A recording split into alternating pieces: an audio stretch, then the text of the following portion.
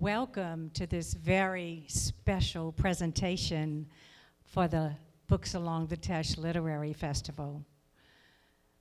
We are so pleased and honored that we have these three wonderful priests with us this morning, not this afternoon, this morning. Father Donald Bernard will make the introductions of the other two priests.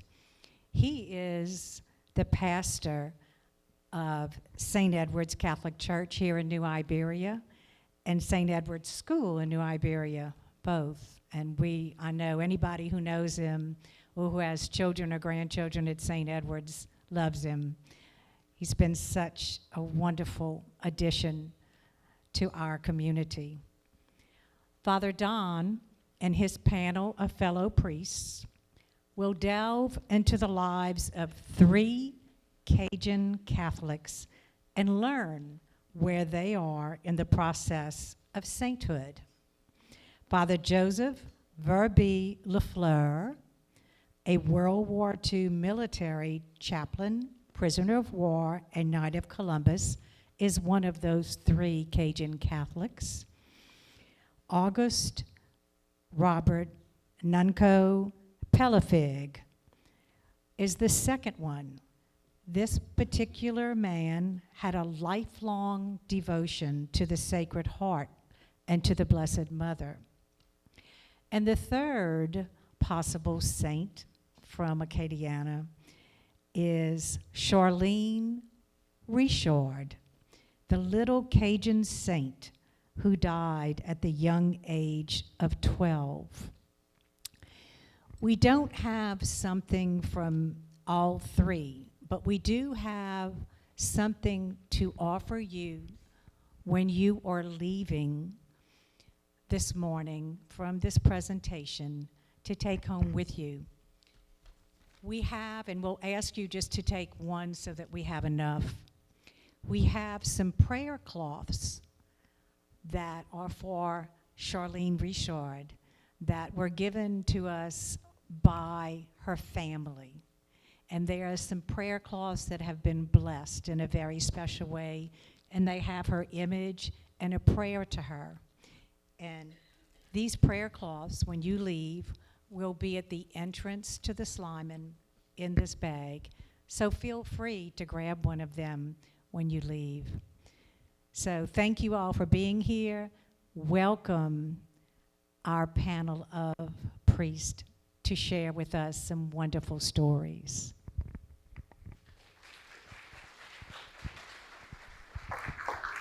Yeah. Hello. Good morning, everybody. Thank you for being with us. What a blessing. I feel strange talking while I'm sitting down. Do we ever do that? I see a lot of friendly faces here, and so thank you for joining me. Some of my students over there, Miss Deborah, the lady in my office who makes everything happen. You know, everything at St. Edward's kind of goes through her, and so many other friendly faces. Thank y'all for coming out. I'm, again, Father Don, pastor, St. Edward's. It's been a blessing, coming up on 2 years of blessed time with the wonderful community of New Iberia at St. Edward Church and St. Edward's School. I always say St. Edward's School is nice because, you know, I just get all the hugs, all the love. I don't have to deal with any real problems, you know, so it's not like high schoolers. Sorry to all you Catholic high people that had to deal with big kid problems. In addition to being pastor there, I also serve on the foundation of the NONCO cause. And so I can speak a little bit about NONCO. I'm not the experts that have joined me about their respective causes, but I'll be able to speak a little bit about NONCO. Father Michael Richard, to my immediate right, in addition to being my third cousin, once removed, yes, third cousin once removed, you can tell by the height.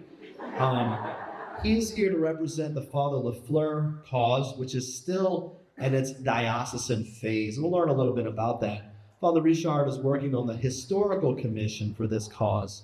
Quite the historian. I have a copy of Father Michael's thesis on my coffee table. It's a good read. He is pastor, I'm serious. Yeah. He is pastor of saint in Henderson and in Butte La Rose, the mission of Henderson, in addition to serving on the tribunal for the Diocese of Lafayette. To his right is Father Taylor Reynolds, who I'm meeting for the third time today, as it were. He is in the Diocese of Alexandria, and so a little bit to our north, and he is the bishop's delegate for the diocesan phase, which has concluded on January the 13th for Charlene Richard, of course, the most probably well-known of the three causes. He is pastor of St. Francis in Waterproof and St. Joseph Church. So thank you both for joining. I don't know where that is. Thank you for joining me. I don't think so. Goodbye. He also serves in the tribunal. So if you're looking for an annulment, these are the guys. Sorry. Throw tomatoes at us. So I'm going to stop talking, because what happens if I don't stop talking is I'll never stop talking. And I'm going to ask, not in any particular order, let's maybe start with Father Lafleur. What is the story, Father Michael, of Father Verbus Lafleur? Who is he? We see him in his military clothing, but who is he? What's his story? Thank you. It's good to be here. Really a joy to be back in New Iberia. So Father Lafleur's cause, interestingly, not as well known as I think it could be and should be, but he was born in Ville Platte, 1912, and his family, so a little bit of tragedy, especially at that time. His father abandoned the family and left to New Orleans with another woman, and left the family completely when he was still relatively young. His family then moved to Opelousas, so he kind of claims Opelousas as home. He entered seminary when he was in high school age and was ordained a priest for the Diocese of Lafayette in 1938 with our cousin, Monsignor Dan Bernard, who is actually was Naco's pastor. So it's a small little world here. But anyway, he was ordained in 38, sent to the wonderful parish of St. Mary Magdalene in Abbeville, did 3 years of service there, and felt a calling, and had for several years, of joining the military and serving as a chaplain. To do that, you need to be released by your bishop to serve in the army. So he was granted that after a few requests, and Bishop Jean-Mard allowed him to go. And so in the summer of 1941, think about what's going on in the world. In the summer of 1941, he entered, and he was sent to the Army Air Corps in Albuquerque, New Mexico. And 4 months later, in October of 1941, he was at Clark Field in the Philippines and serving as a chaplain there. You may recall the day after Pearl Harbor, when we were attacked there was an attack at Clark Field in the Philippines by Japanese bombers. And so it was there, in this moment, the day after the war starts, that he went into action. As these planes were coming down on Clark Field, obviously everybody's kind of sheltering in place, so there was a lot of damage done. But he was seen by the colonel there, going from area to area, looking for those who were wounded, those who were dying, to administer the sacraments. And this is the role of a priest in this moment. But he put his life in danger as he was, going across the fields, running here and there to try to find anyone who was in need of the last sacraments, or to pray with those who were dying.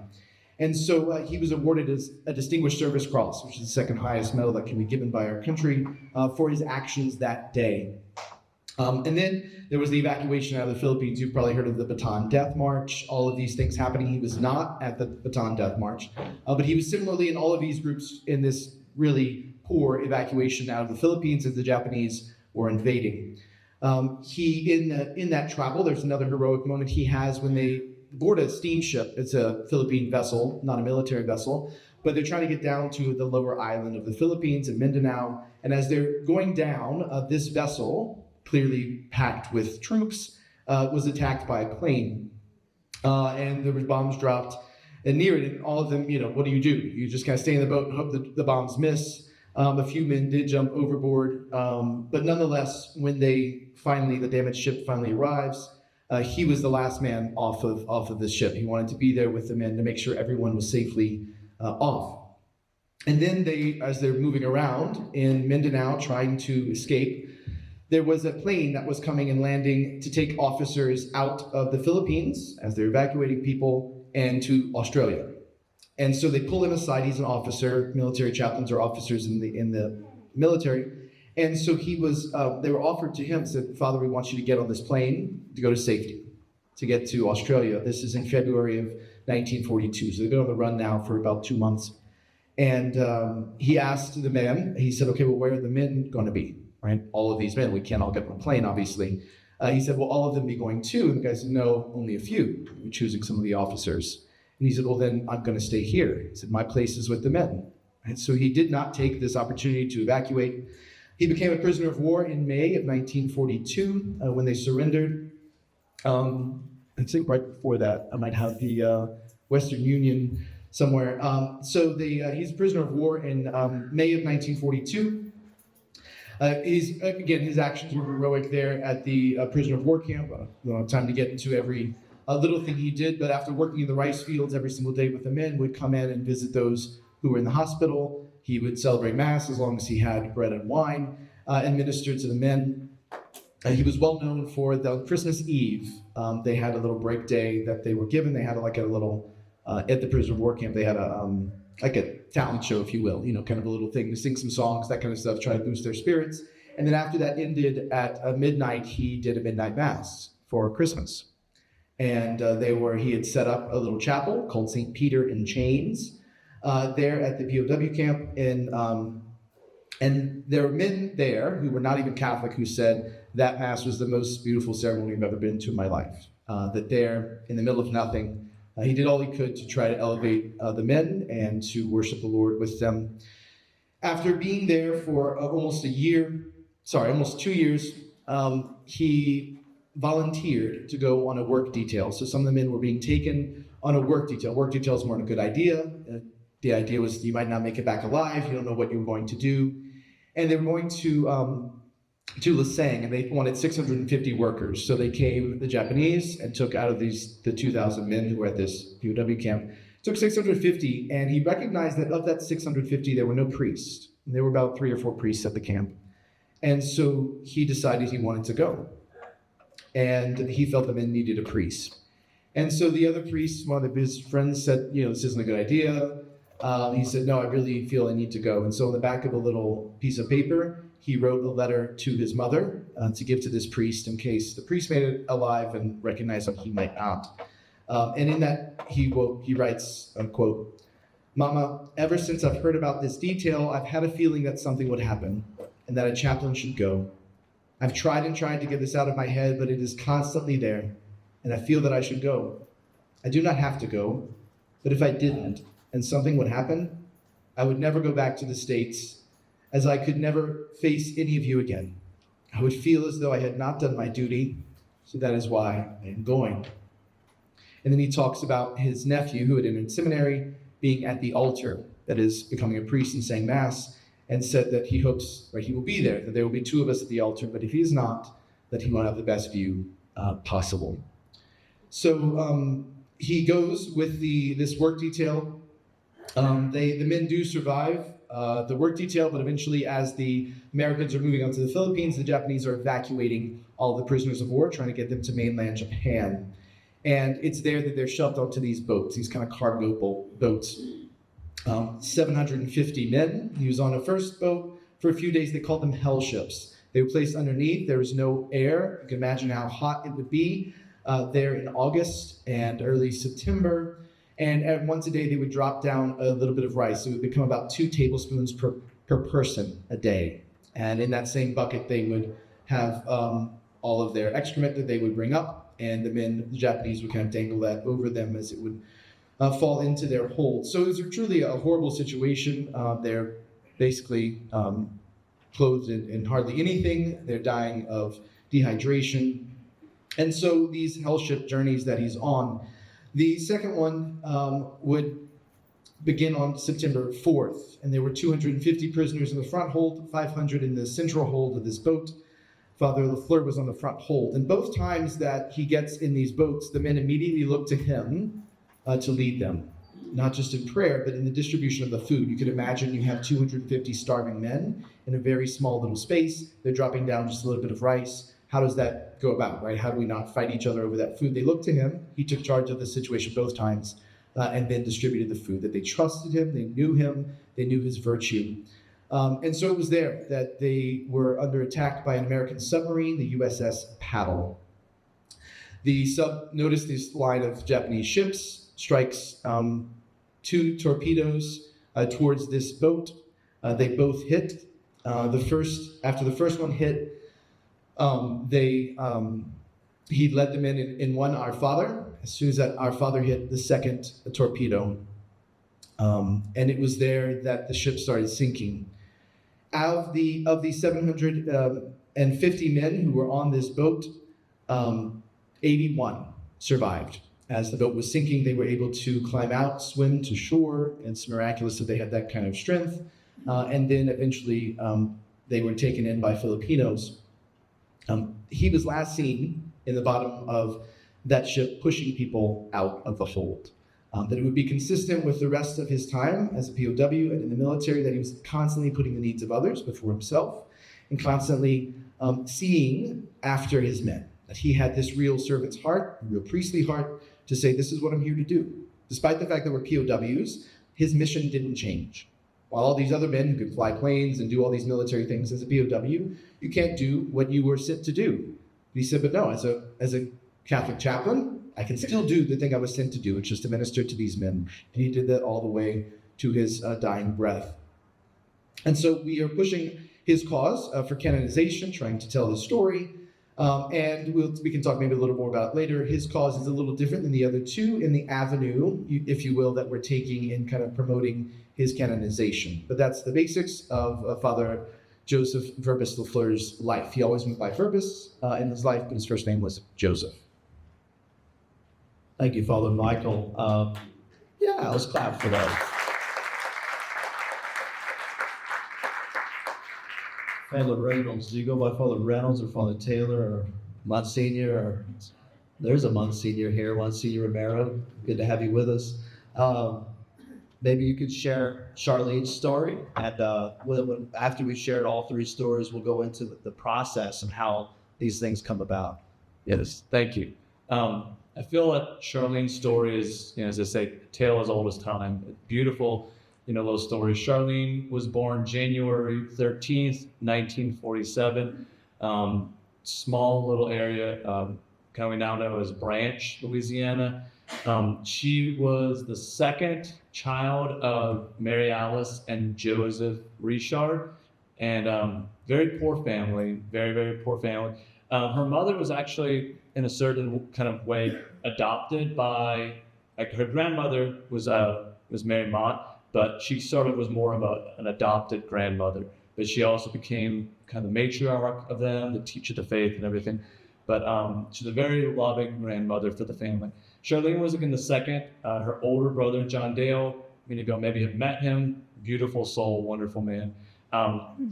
She would have ultimately, 4 siblings alive whenever she was alive, but then she would end up having basically another 5 after she passed away. So she had a large family of siblings, all except for one brother, Gene. All of them are still alive. So if you ever get a chance, if you're ever in the Richard Church Point area, you'll probably run into one of them.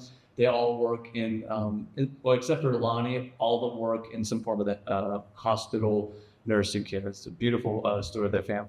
But Charlene was, again, born in this very poor area. Family were kind of sharecroppers, so had to do a lot of work. As the children, they had to do their fair share of work, not just around the house, but even out picking cotton and everything. John Dale's, very clearly says she was a vivacious young girl, very strong personality, very sweet, very beautiful, but not to be underestimated in any way. I remember he told a story that she would, they had mules and horses and everything, and like the first time she ever decided she was going to hop on a horse, he said she hopped on that horse and rode it like she was a world-class equestrian. Like, had never really ridden horse before, but had no fears, no kind of just worries about that. Just she was one who was not afraid to just go 100% into any situation she was in. The family was very faithful Catholics. They attended church in the area.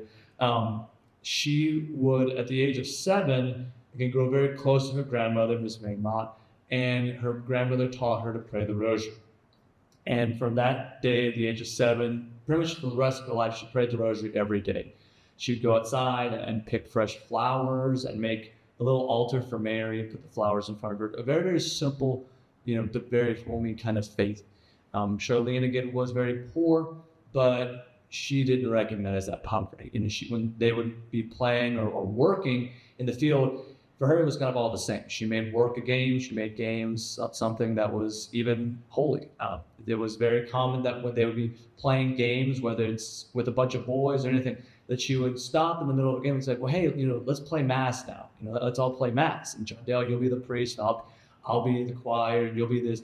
And everyone's like, well, it's weird. But she was so intent and so excited about it that everybody was like, yeah, let's do it. Play mass and everything. So she had that energy about her with it to say, she had a strong spirit of perseverance. John Dale said, one day he was asked to watch her, which was a hard task to keep an eye on her sometimes.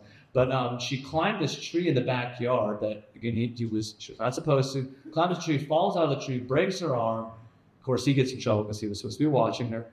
She goes, gets a cast on her arm. The first thing she does when she gets back home, she goes and climbs the tree again because now she knows what branches to avoid going all the way to the top. So again, she just never took no for an answer. At school, she was captain of the basketball team, 4-H, Junior Catholic Daughters. She did everything that you could do, but of course the church had a very strong principal place in the life of that community. She received all of her sacraments. At that age, she received confirmation early, so she received it a little girl, but she loved the faith. She sang in the choir, again, helped the Junior Catholic Daughters, did everything she could in the church. It was a kind of humorous story. Her little sister, Anna, came home from school one day, and I can't remember exactly what was happening, but she was supposed to show up with kind of a black, kind of thing on her eye or whatever. And so she asked Charlene to give her a black eye. She said, no, I'm not giving you a black eye. Anna keeps persisting, give me a black eye, give me a black eye, give me a black eye. So sure enough, Charlene pins her down on the bed and says, okay, if you want a black eye, I'm gonna make sure you never ask for another one again. And just, winds back and just gives her the biggest, shiner you could imagine as it goes to school with this big black eye, and never asked Charlene for another black eye. Charlene was an incredibly charitable young girl as well. It was a very poor area. And back then, some of you may be familiar with this. People were so poor that on some of the rice bags, they would print, floral patterns and stuff that some people, after they used the rice in the bags, they could transform into dresses. Well, Charlene was on the bus with John Dale going to school, and there was this girl, she was new to the area, gets on the bus, and she's wearing one of those dresses, and all the boys are making fun of her or railing this little girl and just really just getting on her. And Charlene sits there and leans over to John Dale and says, so what are you going to do about this? He said, well, I can't do anything. The bus driver needs to do something. She said, he's not doing something. You need to do something. He said, well, all those boys are older than me. I can't do anything about them. She's fine. You're not going to do something. I'll do something. And she gets up. And my favorite part of the whole story is really the way she addressed the whole situation. She doesn't just come in and just, kind of bolsters them out and says, stop picking on this poor girl. She comes in and says, excuse me, boys, this little girl is new to our area, okay? She's new. She doesn't know anybody. I think it would be a very good thing if we all decide to give her our best, our best front, our best opinions of her. Let's all try to be her friends. Let's try and make her feel welcome to our new community. And she never drew attention to the fact that the girl was poor. She never drew attention to anything else other than the fact this girl is new and we need to be friends with her. And I love that story because it shows something we talk about with Prudence, that Prudence has a certain creativity. She really kind of manifested that. The story was that later on she would go and actually give one of her own dresses to that little girl. Charlene didn't have many, but she gave one of her dresses to that girl. She was, again, very simple. There was another story. She visited a friend who was a little more, I guess, upper class, not upper class, but just had a little more money than she did. And she came home just super excited. She says, Mom, she goes, they had a chandelier in their house. Now, the chandelier wasn't kind of like one of the big fancy ones. It was a very simple chandelier, but for Charlene, it was, it was this beautiful thing. And she comes home and is just marveling with her mom about the chandelier. But she's not envious of it. She's just, Mama, she goes, that's what heaven's going to be like. I think in heaven they're going to have a chandelier. I want to have a chandelier in my house when I get older. And just, very kind of that simple admiration she had. And so her story would continue going. She's growing very much. Kind of somewhere after her first communion, her grandmother again shared with her the story of Saint Therese. Saint Therese was your little flower. And Charlene was just so enraptured by this little saint who did little things with great love. And she said, well, can I become a saint like Saint Therese? And your grandma says, of course you can. All you got to do is do little things with great love. Well, her story will soon shift gravely. One day she was in the backyard, and again, she comes running to the house, terrified, absolutely terrified. And they're trying to say, well, what happened? She says, there was a lady all in black in the backyard. And they said, well, what was she doing? She goes, well, she wasn't walking. It's like she was floating. She was just floating through the backyard. She had a black dress on. She had this black kind of bonnet thing covering her head. And they're like, well, did she say anything to you? She says, no, but when she came up to me and she had learned, from the priest, everything that the first thing you say is in the name of God, tell me who you are. So she asked this figure, in the name of God, tell me who you are. And the figure disappeared.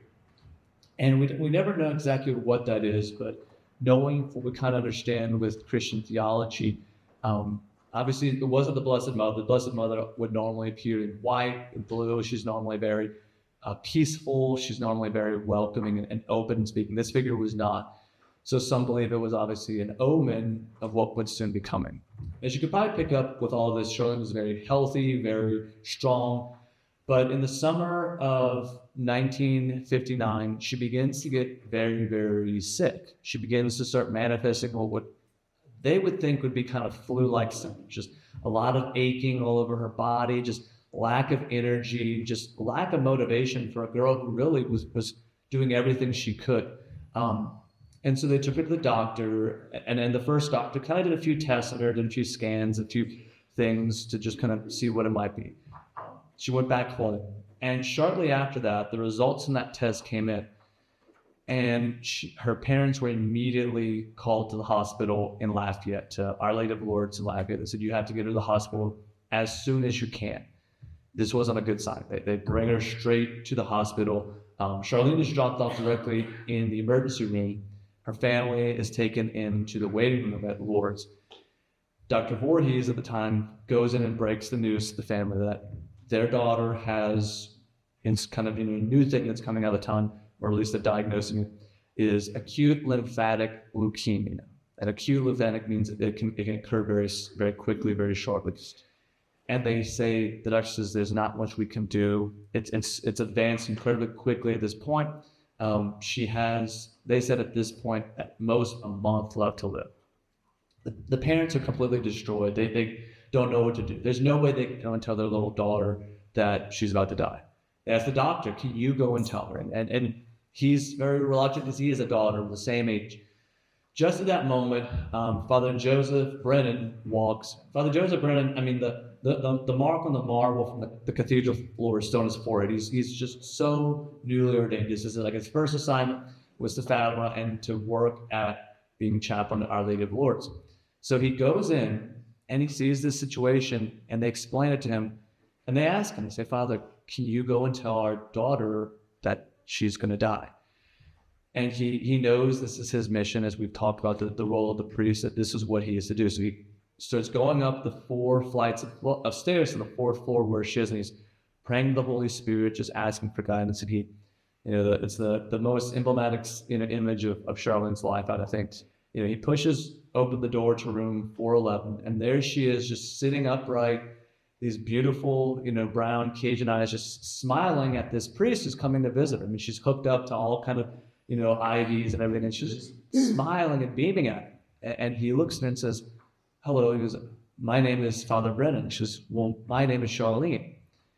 And he says to her, you know, you're a very simple little girl. You know, she kind of looks at the eyes and says, oh yeah, I picked up on that. I got that point, Father. And he says, you're not going home from here. He says, well, I figured that, Father.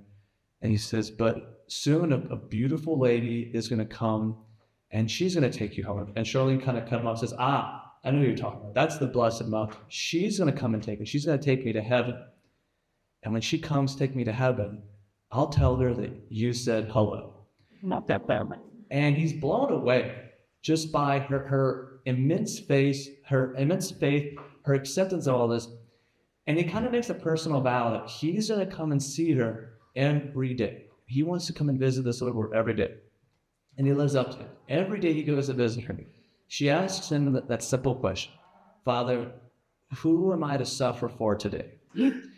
And he gives her different intentions, different people. Some are people that are there in the hospital, they're suffering, that don't want to see the priest.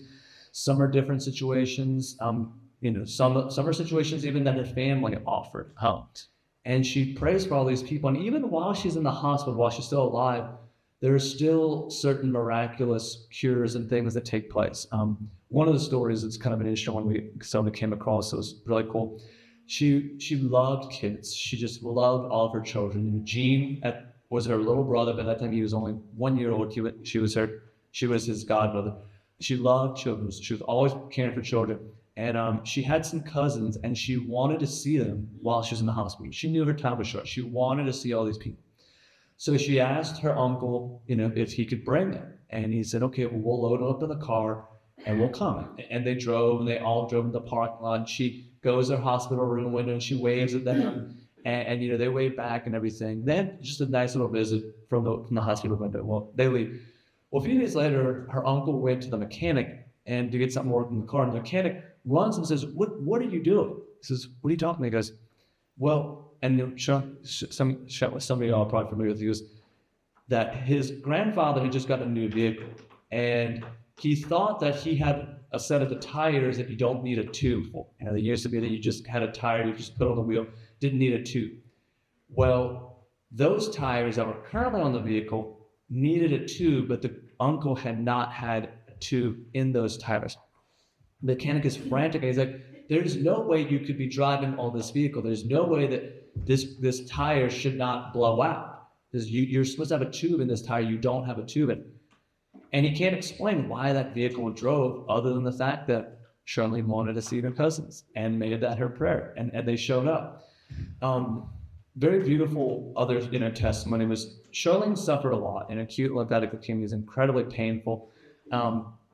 But one of the things that everyone attests is that the only time Charlene was ever, or gave the appearance she was in distress, was when she was in the hospital. She held this crucifix. They called it la crucifix de bon mort, the crucifix of the good death.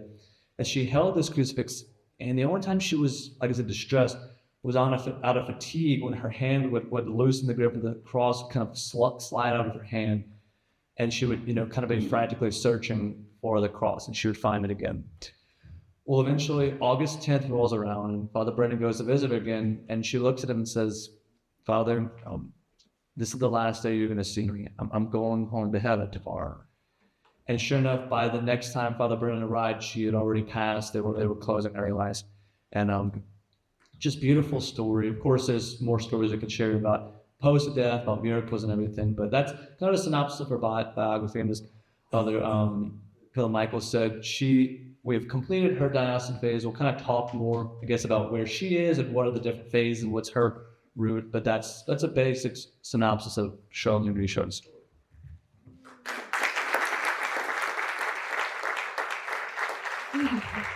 We're going to stretch break. We're okay?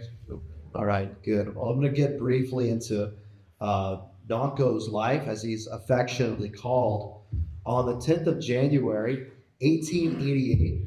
So when was Father Verbis born? 1912. So Father Donko is certainly the oldest, but also lived the longest. Charlene died as a teenager. Verbis was probably 33. I'm not looking forward to turn 33. It seems like that's not, it's a year bad things happen to people who work for Jesus. But On January the 10th, 1888, Nanko, the man you see behind me, was born. Auguste Robert Pellafig was born. Excuse me. You're in charge of the slideshow now.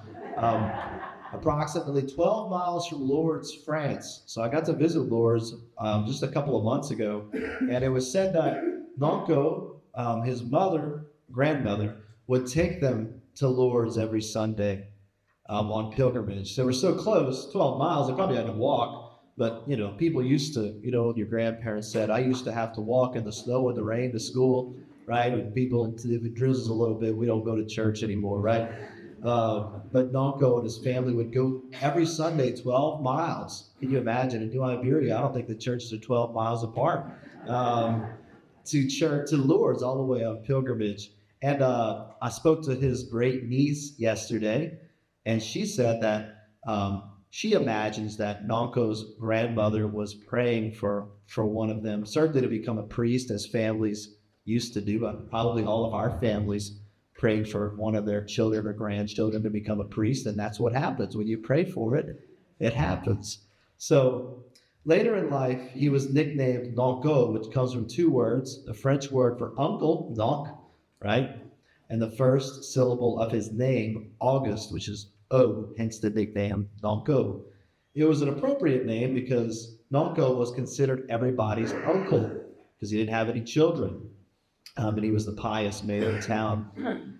He was 1 year old when his family, by way of New York, immigrated to the United States and went to Arnaville. Could you imagine? A French-speaking community founded by a Frenchman named Jacques Arnaud.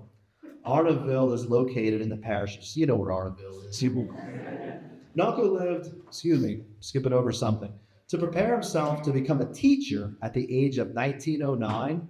At the age of 21, Nanko moved to Natchitoches to attend the state normal school. According to the yearbook, which is, to me, funny, the yearbook is called Potpourri, Auguste Pellafig was listed as a member of the Apostleship of Prayer League of the Sacred Heart. So this Nanko, do you remember how some of our forebears in our communities used to wear these little Sacred Heart pins? They used to have an image of the Sacred Heart and they pinned them on their jackets. And you see some people who still do. Nanko was so familiar with the Sacred Heart of Jesus devotion. Today's First Friday, no coincidence. We had adoration at our church this morning to remember the Sacred Heart of Jesus. And we prayed that devotion to the consecration to the Sacred Heart of Jesus. And Nanko was very familiar with this, and he actually would end up dedicating his entire life spreading devotion to the Sacred Heart of Jesus. Now, this is kind of where I came into it. At a time in my life when I sort of began to develop a devotion to the Sacred Heart of Jesus is when I was introduced to Nanko, and that's kind of how I knew. But could you imagine saying, I'm going to dedicate my entire life to spreading a devotion to the Rosary or to daily Mass or to the Sacred Heart, devotion to the Sacred Heart? I mean, what better way could there be to spend one's life than doing that? But anyway, after his preparation as a teacher, he taught at that very school that he was at in Natchitoches, and he came back to live at Arnaville to teach in public schools. He traveled by train 30 miles a day to Krotz Springs to teach school, and then later he taught at the Huron School at Coteau-Roder, a rural area in St. Mark Parish, just a few miles from Arnaville. He lived, and I think I have a photo of his house. You can just your guess is as good as mine. Nanko lived in a 2-bedroom house.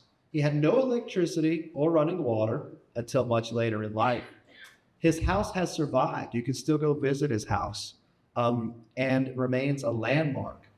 It was told by someone who built on property next to Nanko that they were building on holy land, because their neighbor Nanko was such a pious and devout man. This is probably my favorite thing about Nanko. Like St. Francis of Assisi, Nanko had a great affection for animals. He was known, his great niece mentioned to me earlier yesterday, she said that when he would go to family functions, he would oftentimes bring one of his pets. He would sometimes have a little chihuahua or something with him. And this is so touching, and Nonko is such a simple, right, a simple example of faith and piety. They said he would never eat in front of anyone. When he would go to family functions, he would usually sit in the front room. He wouldn't go mingle with everybody. He was very quiet. And they said, Nonko, are you going to eat? He said, just save me a little plate. Right? He would take his food home, and they said, come to find out, the reason was that he would share his food with his animals, that he would eat his little food. And the other thing was that he ate so little. He took seriously the call to fasting that all of us are called to do, especially during Lent, but he did it. He was a daily part of his life. He fasted. Why? For the conversion of sinners, right? Like me and you. So he was fasting all the time, right? And just very strict on what he would eat and not eat. In his home, they said there were guinea pigs, pigeons, bantam roosters, exotic birds, as well as ducks and dogs that often followed around. What a sight in a place like Arteville. Many remember the peacock spreading its brilliant feathers. One might say that Nonko introduced the children of Arteville to their first zoo. During the summers of 1920 and 1922, Nonko furthered his education by attending SLI, now named UL. In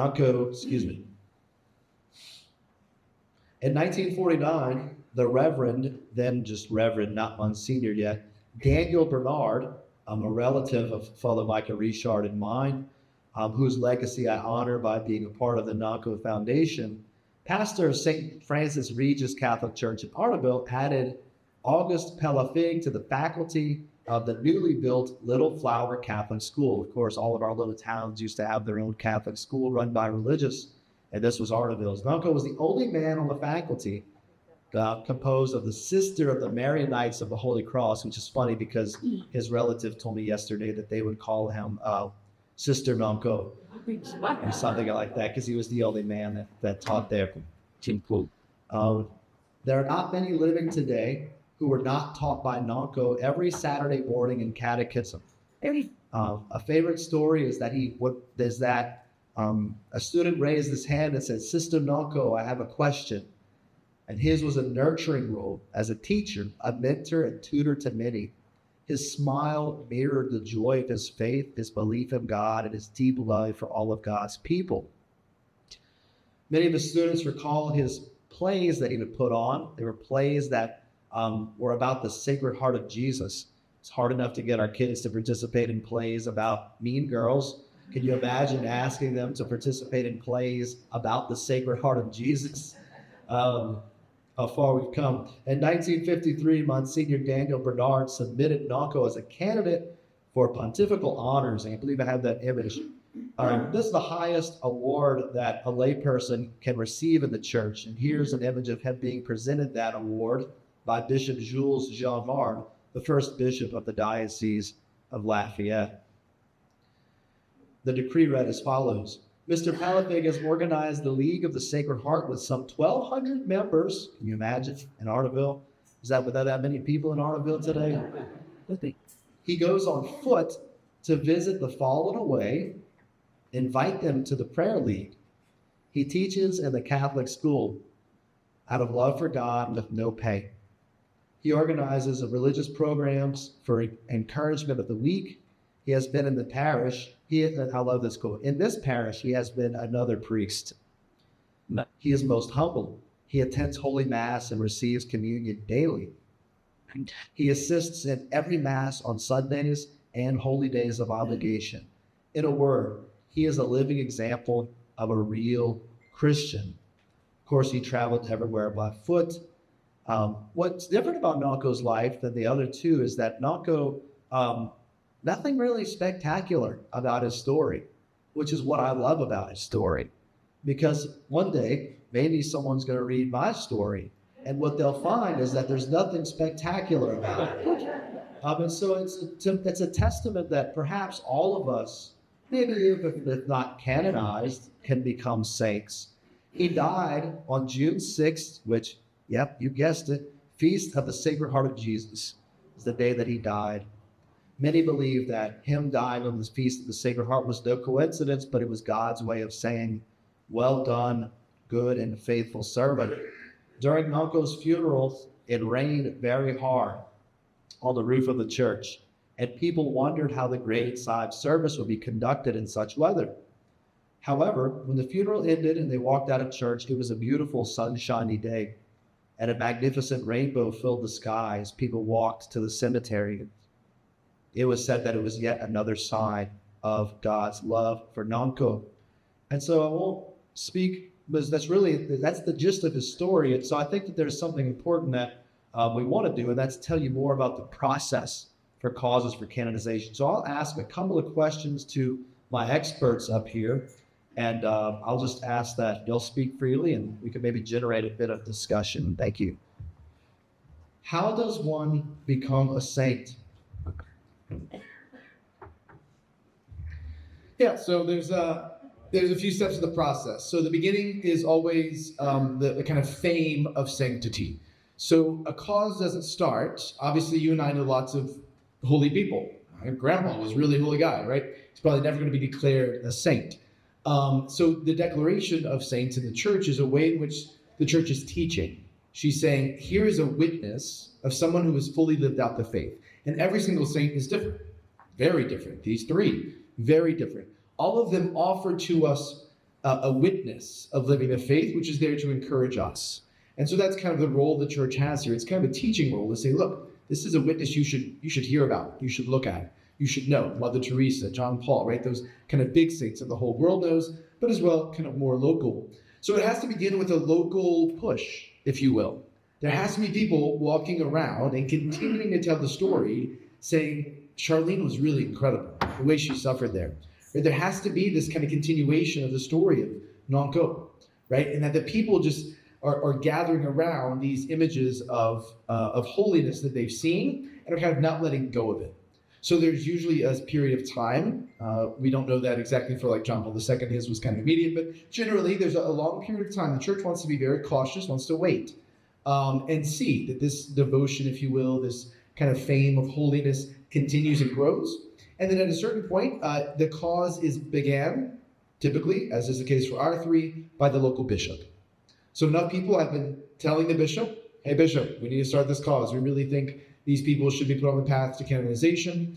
And so eventually the bishop does that. Our bishop, I know Bishop Gerald got lots of calls, especially for Charlene. For the longest time, the people have been kind of pushing for Charlene's cause, the other two less so. But Bishop Desatel decided to do all three of them in the fall of 2019. So that is to begin the investigation at the diocesan level. I'll let you explain from there on.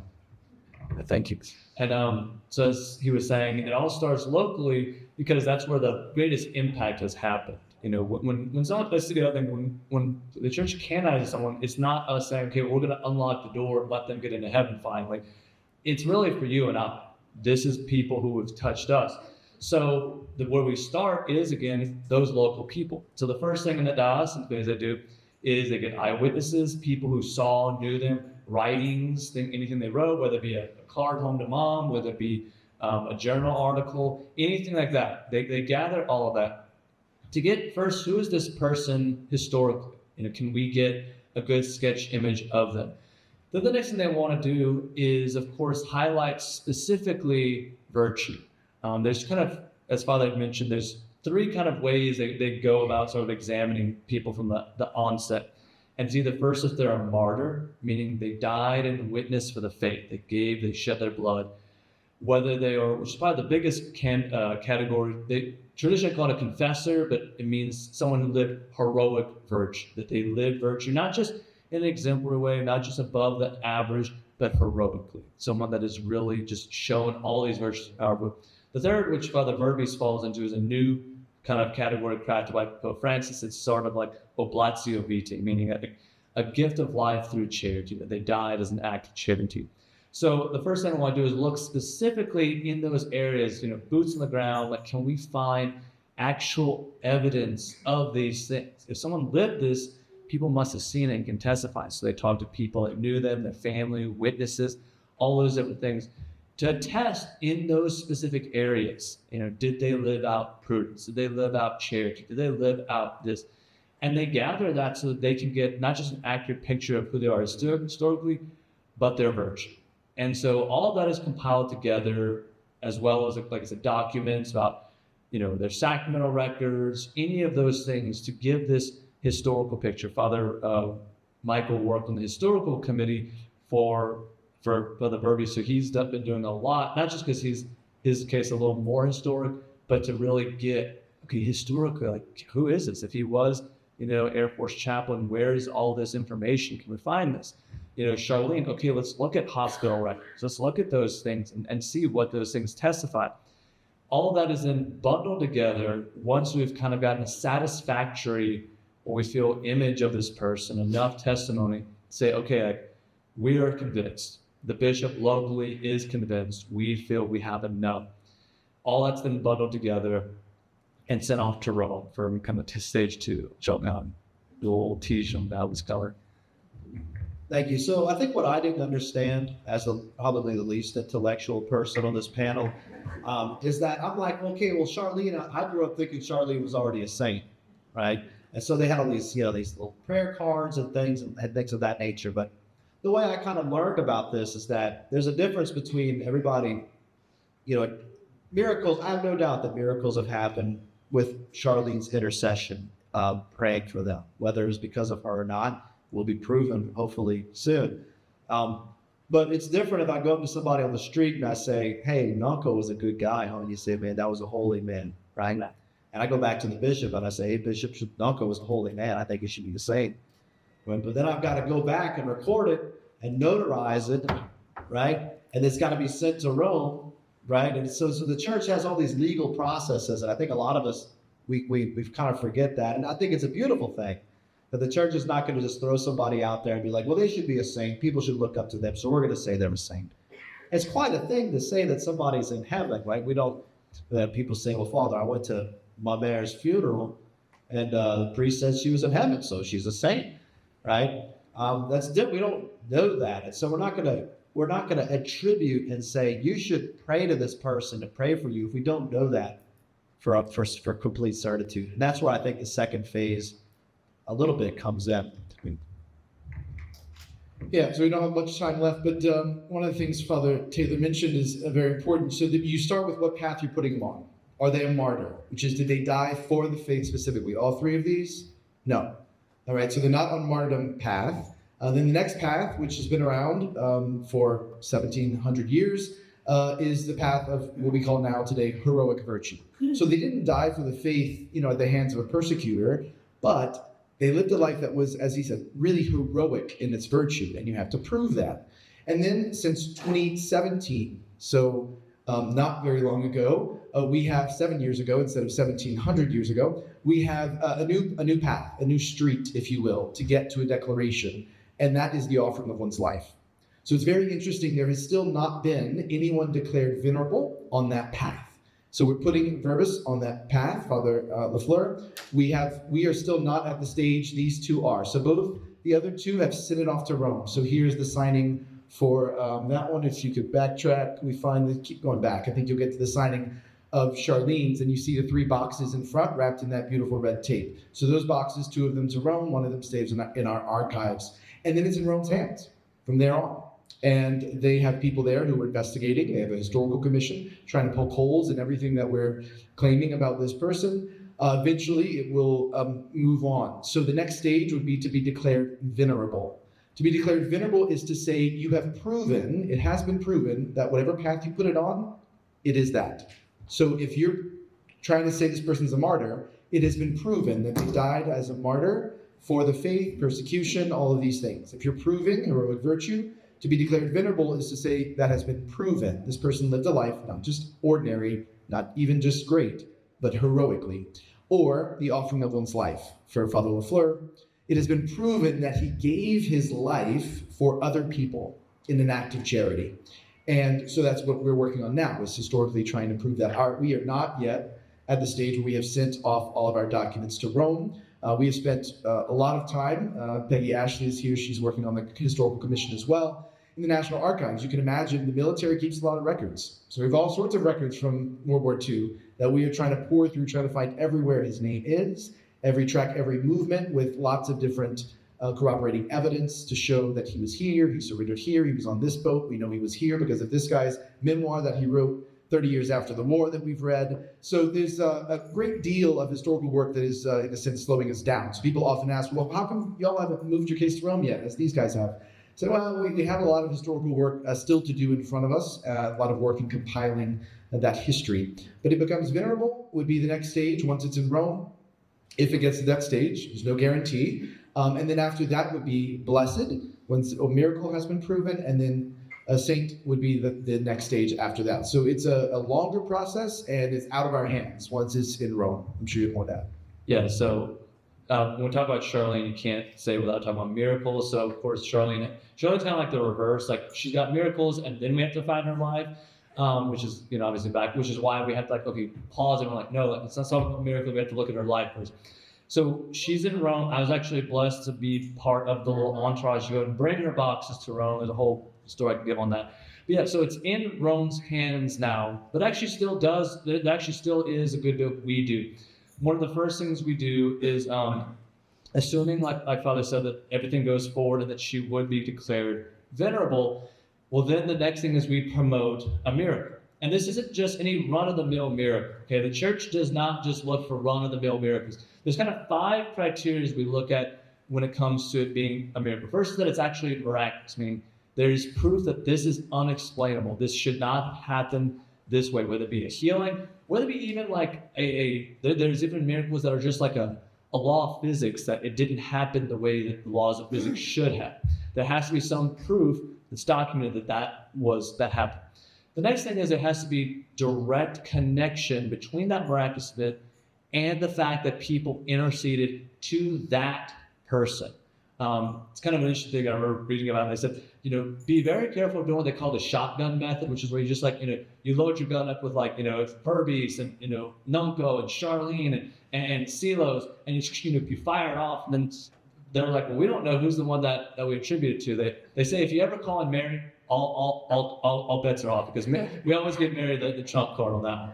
So there has to be a direct line of connection between that miracle and them. Then the next thing is that it has to be instantaneous. So with that direction, it has to be able to show that, okay, they prayed, they put a prayer call, they touched the tomb, whatever, and within a very short amount of time, that event happened. And so it kind of supports the direct, but it also shows something, again, also miraculous. It has to be continuous, meaning, okay, if you get cured of cancer, the cancer can't come back later on. And then the last one is, I was at a brain fart. Sorry, yeah. The last one I think is just it's sort of going back to just that this person was instrumental. And in the end, we still kind of give the due that God is the one that performs the miracles, but these are instruments in that. And that also is what attests that this miracle, kind of what we said with everything, is supporting people's faith in God. It's not creating a superstition or anything like that. And I'll conclude just with saying, historically, saints come from the faithful. This is how saints have come into the church, not because the church is pushing them on people, but because people are saying this person is holy. And what happened in the early centuries is that people would begin to say this person was a saint when there really hasn't been any investigation, right? So eventually the church kind of steps in, and more through the centuries has a more defined legal process. So Father Taylor and I are both canon lawyers, so the church has its own legal process for all sorts of things, but canonization falls under that. Why? Because it has to be proven. The things we're trying to reach need to be proven with certitude. And so that is their life story, the historical piece, as well, miracles, as well is this person kind of worth promoting to the faithful. And so in that way, there is a great legal process to all of this that's really, I think, fascinating. Father and I both wrote our theses on that reality that the church has this kind of legal process. But there's steps to go through, and there's no guarantee. A lot of people ask about timelines. There's no guarantee on timelines or any of those things, but we continue to pray for their causes. I know that we're probably out of time, but I want to say one more thing. One of the neatest things I think that I learned about was that you all know that there's these items out there called relics, and they're literally pieces of bone or of a strand of hair of a saint or a potential saint. And during one of these processes, the priest came into town. He was from Rome, or works in Rome, who was going to go and it was time to exhume the body and to take a few relics. And I was like, can I come? And he said, no, it's very secret, right? They do it about early wee hours and stuff like that because it's quite a thing to do. And the reason for that, of course, for the relics is to remind us of the importance of the body, the resurrection of the body, which was to come for those who believe in Christ. But we do want to see if I think there'll be some questions, perhaps there's some opportunity for Q&A. Or you can just kick us out. That's not any questions. I think it's there an estimate so the process and as far as time moves. Like there's some that are really, really short and some that are really, really, really long. I do want to mention that when the bishop says I want to do something with these causes, that's when that person becomes a servant of God. When Rome's finished reading it, basically, that's when it becomes venerable if it's proven what they're trying to prove. And then it gets kicked back for the miracles. So, Father. Yeah. So first of all, there's kind of a sweet spot. They say after about 5 years after the person died, and then 30 years. That's kind of the sweet spot they would say is the best time to open a process because, like Father said, you get that 5 years of kind of like letting any just kind of, I guess, just fanfare kind of die down. But then you still have 30 years of like people who are still alive. So that's first kind of the time frame. As far as how long it takes to do the investigation, it's going to differ on each person. One thing that can really take a lot of time is when you have someone who's done a lot of writing. Like they've written books, they've given a lot of talks, everything like that. Charlene, I think she did like a couple of school essays and stuff, so she doesn't have that many writing. Well, the Verdes, I think kind of you have same thing, not much. Noko, same thing. So there's not much writing in that, which is blessings that kind of can make things go a little faster, but there's still a lot that goes on with their life.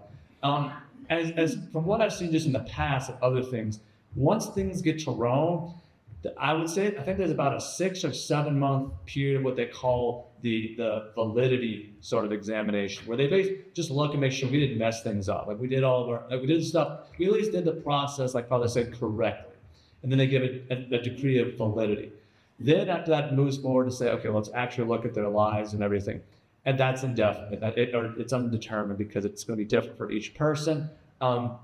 Sometimes, especially what we saw with John Paul II, I think a lot of it depends on just that fame of holiness. Like when you got people like standing outside, Santo Subito screaming it, you can really see what benefit this would be to canonize this person faster.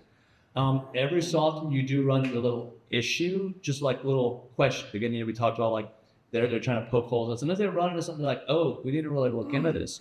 Or like even someone like Mother Teresa, you have opponents who are going to say like, why didn't she do more to try and like not let people die? And okay, sometimes they have to do a little more intense looking at that. So there's a lot of factors that can determine, but it's undetermined. It's not certain. There's definite time on it. It's got to be lived and seen, and they got to do their process right. They got to do it to be most beneficial for the church. And following next. Well, anyone else? And One of my scholars. he's thinking that's Who's the first saint? The first canonized saint, do y'all know? I don't. So the first technical saint who was ever canonized by the Pope is Saint Francis of Assisi. He's the first one that was actually done the whole process and received the term from the Pope that he has been canonized by the Pope. There have been tons and tons of people before that who were considered and honored as saints because the process of canonization took time to develop for what it is. Back in the early church, it wasn't quite like this, but in some ways, Saint Polycarp was one of the first ones to really sort of get this whole like, oh wow, people saw him die. They buried his body with reverence. They started making honor of his feast day and retelling the story. He was kind of one of the first ones in that. But people have also said Martin of Tours was the first non-martyr to be considered a saint. But St. Francis would be the first one who was actually by the Pope canonized that So way. who's the first person after Jesus to enter heaven? Saint Dismas, I guess. God. Oh, who is that? For our audience, I don't think they know who that is. He's the man who's crucified inside Yeah, of Jesus delivered me. Jesus remember when you come into your kingdom. Today you'll be with me, right? If you want to, I'll be listening to this. Has there been any miracles attributed to Charlene? Is the Pope Catholic? So there's also a part where, like, technically I'm not the Episcopal delegate anymore, but we both had to swear, like, oaths of secrecy. There are some things I can't share about it, but I can. yeah. But to put it simply, yes, that there are definitely lots of reports out there. And again, what's going to be the one that would go wrong? That's still under investigation. Very nice. So I could treat.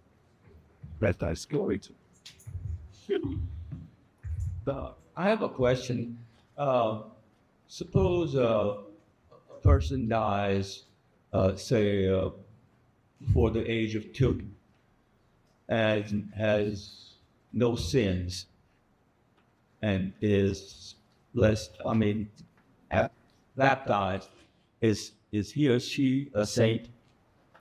There were no sins attributed to that person. Sure, right? So we know baptism washes away original sin. They obviously at the age of 2 cannot commit a personal sin. So yeah, we should have a great deal of confidence, right, that they would be with our Lord in heaven. So the church doesn't generally declare that, and in part because the cause for canonization is about a witness, right? It's about this person as a witness for you to learn from. So yeah, I think we should have great confidence in all of those. Yeah. Thank you very much. Yes.